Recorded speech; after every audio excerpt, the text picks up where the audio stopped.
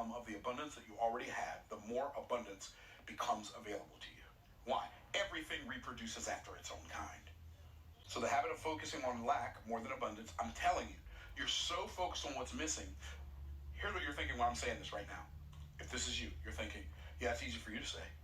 You will excuse yourself out of becoming the person you have to be to tap into the abundance that's existed your whole life. You remember the story about Hagar, don't you? She's in the desert. She puts her son under a shrub. He's about to die of thirst in the desert. And she starts crying. And the angel of the Lord comes and says, what you crying about, Hagar? What kind of question is that to ask a single mom in the desert with a child and no water? You know what kind of question it is? A good question. For God hath heard the voice of the lad where he is. Go pick him up, hold him in your hands. God's going to make him a great nation.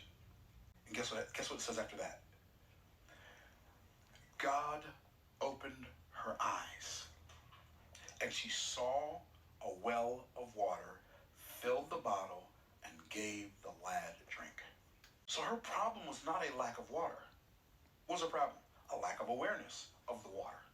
If he opened her eyes and she saw a well of water, what does that tell us about the water?